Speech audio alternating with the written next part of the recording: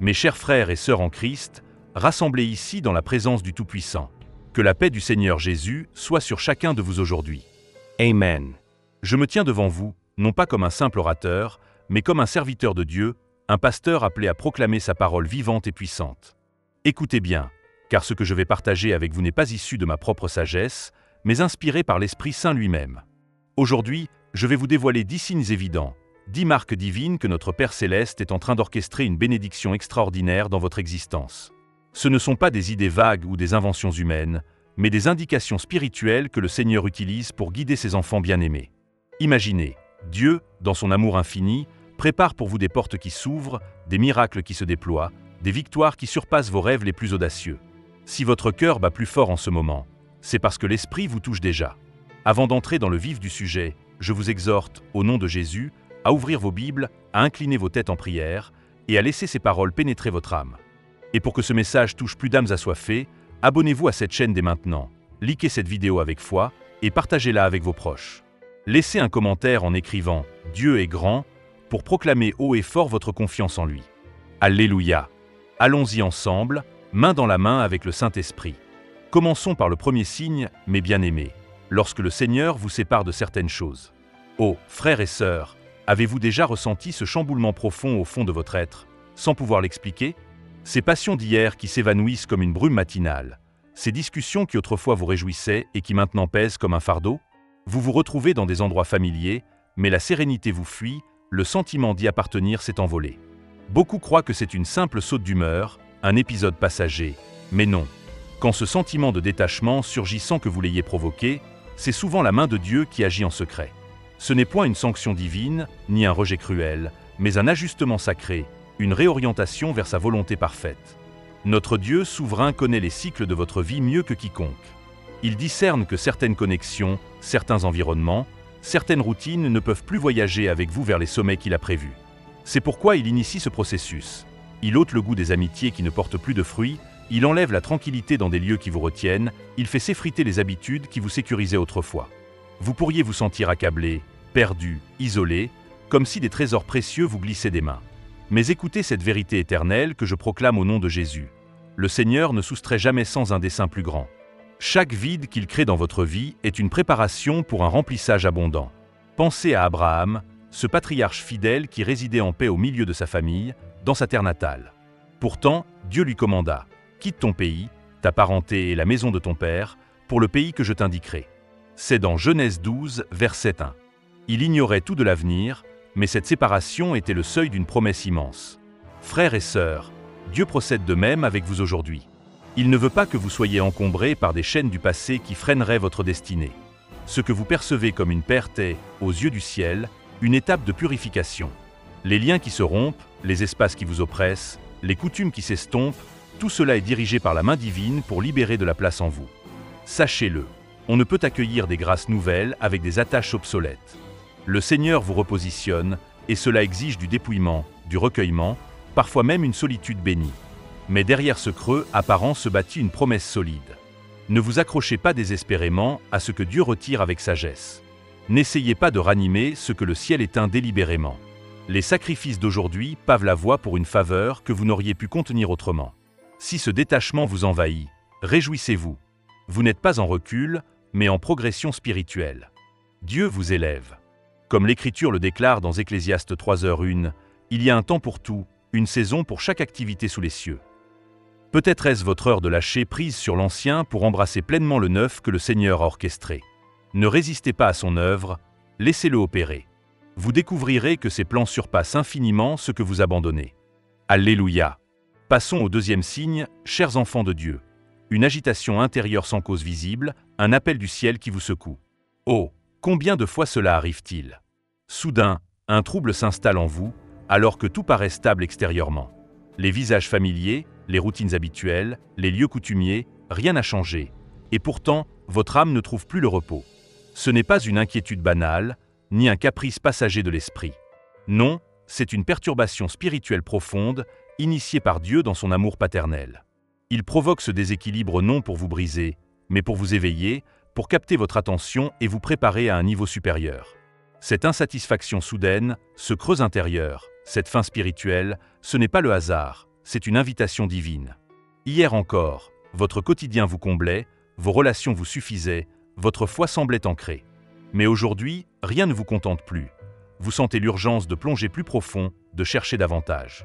Une soif de prière intense, de méditation solitaire, d'isolement volontaire vous envahit, sans que vous puissiez l'expliquer. Frères et sœurs, ne fuyez pas cette sensation. C'est un cadeau du ciel. Dieu vous réveille de votre torpeur confortable, car il s'apprête à vous propulser dans une dimension nouvelle de sa gloire. Souvenez-vous de Moïse, paisiblement gardant les troupeaux de son beau-père, quand soudain un buisson ardent attira son regard. Cette curiosité intérieure, cette agitation, le poussa à s'approcher, et c'est là que Dieu lui parla, lui révélant sa vocation. Dans Exode 3, ce feu symbolique était le déclencheur d'une mission éternelle. De même pour vous, cette turbulence est une flamme subtile que le Seigneur allume pour diriger votre regard vers son plan. Ne comblez pas ce vide par des distractions mondaines. Les divertissements éphémères, les bavardages inutiles ne feront que l'aggraver. Ce creux est réservé à Dieu seul. C'est un appel à une intimité plus profonde avec lui, à une écoute attentive de sa voix. Cette faim spirituelle n'est pas une torture, mais la preuve que Dieu vous attire plus près de son cœur.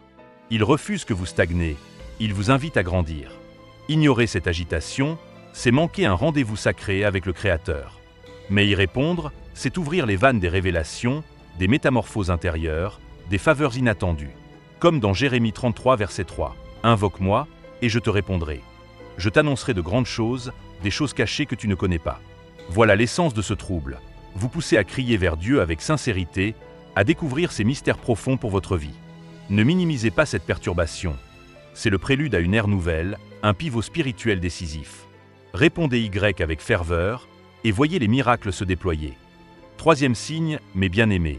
Les portes qui se ferment malgré vos efforts, c'est Dieu qui vous protège. Ah, combien de fois avons-nous vécu cela? Vous donnez tout, plan méticuleux, prière fervente, travail acharné, et pourtant, l'opportunité se claque au nez. Le doute s'infiltre. Seigneur, m'entends-tu? Ai-je mal interprété ta voix? Suis-je en échec? Mais écoutez cette révélation spirituelle que trop ignorent. Toutes les fermetures ne sont pas des châtiments. Beaucoup sont des boucliers divins. Dans sa sagesse éternelle, Dieu voit l'invisible. Des pièges dissimulés, des retards destructeurs, des alliances empoisonnées, des grâces prématurées qui vous submergeraient. Par amour pur, il barricade ses chemins. Ce n'est pas pour vous humilier ou punir, mais pour vous sauvegarder. Vous ne discernez peut-être pas le péril, mais lui, oui, et il agit en avance. L'apôtre Paul en témoigna. Dans Actes 16, versets 6 et 7, le Saint-Esprit l'empêcha de prêcher en Asie, le redirigeant vers la Macédoine où des cœurs étaient prêts. Ce qui semblait un blocage était une stratégie céleste pour une moisson plus riche. Dans votre vie, ces obstacles ne sont pas des défaites, mais des redirections vers des terrains fertiles où la faveur sera totale et sécurisée. Ne questionnez pas votre valeur face à ces refus. Ne forcez pas ce que Dieu scelle. Remerciez-le plutôt pour sa vigilance protectrice. Ces fermetures vous forcent à poser, à réfléchir, à dépendre davantage de lui. C'est un alignement sur son timing impeccable. L'orgueil voudrait défoncer les portes. L'impatience précipiterait les événements. Mais rappelez-vous, les temps de Dieu sont parfaits, et ce qu'il ferme aujourd'hui prépare des ouvertures demain. Ne vous laissez pas abattre par ces saisons d'attente. Embrassez-les avec confiance. Car en coulisses, le Seigneur tisse une tapisserie de gloire bien au-delà de vos attentes. Ces portes closes sont déjà un témoignage que le ciel vous garde jalousement. Gloire à Dieu. Quatrième signe, un désir impérieux de silence, de prière et de solitude. Frères et sœurs, reconnaissez-vous ce cri intérieur? Votre âme rejette le vacarme du monde, aspire au calme, à l'isolement. Ce n'est pas une échappatoire ni une tristesse passagère. C'est une convocation divine à un tête-à-tête avec le Père. Ce besoin émerge souvent avant un virage spirituel majeur, avant que Dieu vous élève et vous inonde de sa grâce. Une préparation intérieure indispensable. Même Jésus, notre modèle parfait, si soumis. Avant son ministère, il fut conduit au désert pour jeûner et prier. Dans Marc chapitre 1, verset 35. Le matin, bien avant le jour, il se leva et sortit. Il alla dans un lieu désert, et là il pria. Le Fils de Dieu lui-même cherchait la solitude pour communier avec le Père. Votre appel similaire n'est pas fortuit. C'est Dieu qui vous attire dans le secret, loin des distractions, pour que sa voix résonne clairement. Dans ce silence, il révèle des secrets profonds, affine votre caractère, purifie votre cœur. Ce n'est pas un retrait égoïste, mais une forge pour une promotion divine. Tous fuient cela par peur, remplissant leurs jours de bruit vain, réseaux sociaux, ragots, occupation futile et manque ainsi les directives célestes. Soyez différents. Honorez ce désir. Cherchez activement ces moments sacrés, car c'est là que Dieu façonne des vies inébranlables. Il ne vise pas seulement des bienfaits externes. Il transforme d'abord votre intérieur pour que la bénédiction ne vous corrompe pas. Un cœur fortifié, une foi aiguisée, tout se cultive dans la prière solitaire. Embrassez cette invitation comme une grâce. Dieu veut vous parler, vous armer, vous enseigner dans ce havre de paix. Laissez-le vous attirer dans cet espace où il façonne les destinées, révèle ses desseins, prépare les âmes à porter sa gloire. Amen. 5e signe, des batailles spirituelles inhabituelles juste avant la percée. Oh, mes chers, avez-vous remarqué cela? Tout allait bien, et soudain, le chaos. Conflits familiaux, malentendus relationnels, confusion mentale. Vous priez fidèlement, marchez droit, et pourtant les tempêtes s'abattent. Ce n'est pas le hasard, ni un signe d'abandon divin. Au contraire, c'est souvent la preuve que votre victoire est imminente. L'ennemi perçoit que Dieu orchestre une élévation, et il tente de vous décourager. Le diable n'attaque pas ce qui ne le menace pas. Ses assauts intensifiés signalent que vous approchez d'un niveau supérieur. Pensez à Job, cet homme intègre qui endura perte, maladie, trahison, non pour ses fautes, mais en transition vers une restauration double. Jacques 5, verset 11 nous encourage. Nous disons bienheureux ceux qui ont tenu ferme. Vous avez entendu parler de la persévérance de Job, et vous avez vu la fin que le Seigneur lui accorda, car le Seigneur est plein de compassion et de miséricorde. La fin divine surpasse toujours les épreuves. Face à ces combats, ne fléchissez pas. Le découragement est l'arme de l'adversaire. Persévérez en prière pour rester aligné.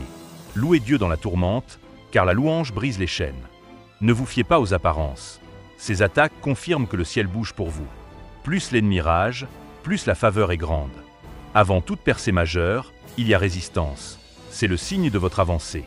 Tenez ferme, priez sans cesse, ancrez-vous dans la parole. La tempête passera, mais la bénédiction durera éternellement. Gloire à Jésus. 6e signe, une paix surnaturelle au cœur du chaos. Frères et sœurs, imaginez, les mauvaises nouvelles s'accumulent, les défis s'enchaînent, l'entourage s'affole, et pourtant, une sérénité profonde vous enveloppe. Cette paix ne vient pas de vous. C'est le don de Dieu, un rempart invisible déposé par le Saint-Esprit. Elle ne dépend pas des circonstances calmes, mais triomphe dans l'adversité. Philippiens 4, verset 7 le proclame. Et la paix de Dieu, qui surpasse toute intelligence, gardera vos cœurs et vos pensées en Jésus-Christ. Elle défie la logique. Vous devriez paniquer, mais un calme divin règne. C'est le signe que Dieu œuvre en vous, stabilisant votre âme pour la saison à venir. Souvenez-vous de Jésus dormant dans la barque sur une mer tempétueuse. Marc chapitre 4. Sa paix provenait de la confiance absolue en le Père. Vous êtes appelés à la même. Ne doutez pas de sa source. Laissez-la guider vos pas. Ce n'est pas de la passivité, mais la main de Dieu. Elle vous protège du désespoir, ancre votre foi. Le chaos extérieur est une illusion. La vraie victoire est intérieure. Plus cette paix grandit, plus vous êtes prêt pour l'élévation. Si elle vous habite malgré les épreuves, réjouissez-vous. Dieu veille et prépare votre gloire. 7e signe, la faveur divine qui s'écoule sans effort. Ah, quel mystère béni! Des portes s'ouvrent d'elles-mêmes, des regards bienveillants se posent sur vous sans que vous ayez lutté, des positions favorables vous trouvent par surprise.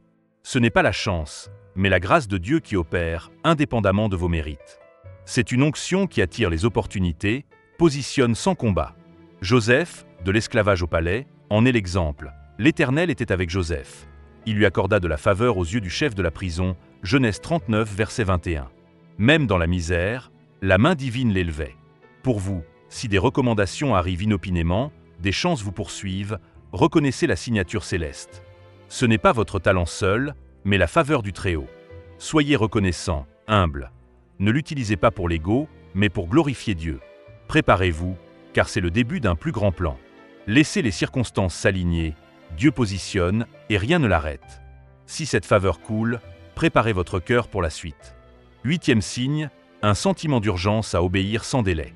Votre cœur s'emballe, un élan vous pousse à agir immédiatement, sans explication rationnelle. Ce n'est pas de l'impulsivité, mais une impulsion divine pour une obéissance prompte. Quand Dieu prépare une grâce spéciale, il envoie des directives qui défient la raison, mais votre esprit sait qu'il faut bouger maintenant. Noé construisit l'arche sans preuve de pluie, parfois, Hébreux 11, verset 7, sauvant ainsi l'humanité. Abraham quitta tout sans carte, Genèse 12. Pour vous, si une inspiration a changé, partir, initier surgit avec urgence, Ne rationalisez pas tout. Obéissez parfois. Le retard pourrait fermer la fenêtre divine. Dieu ne révèle pas toujours le tout, il teste votre confiance. Ce sentiment n'est pas un piège, mais un appel sacré. Avancez quand il pousse, il maîtrise le chemin. La bénédiction dépend souvent de cette promptitude. Répondez et voyez les portes s'ouvrir. 9e signe, des rêves récurrents ou prophétiques. Dieu parle dans la nuit, quand le monde se tait. Des visions marquantes, répétitives, ne les balayez pas comme des chimères. C'est un canal ancien. Joseph, dans Matthieu 1 verset 2, sauva Jésus par des songes, Daniel changea des empires.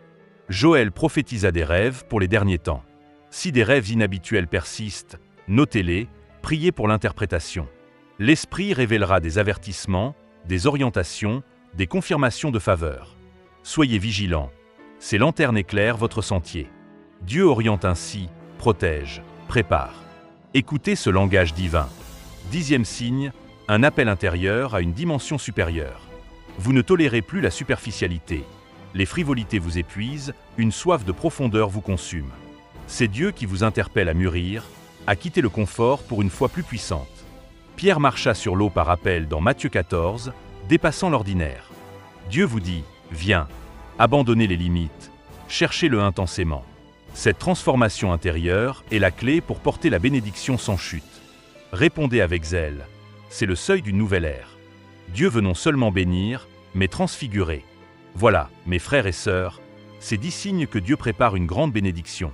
Si l'un de ces signes vous parle, alignez-vous sur lui en prière. Abonnez-vous pour plus d'enseignements, likez, partagez, commentez, Dieu est grand. Cliquez sur la vidéo suivante pour fortifier votre foi. Que le Seigneur vous bénisse abondamment. À bientôt dans sa présence. Amen.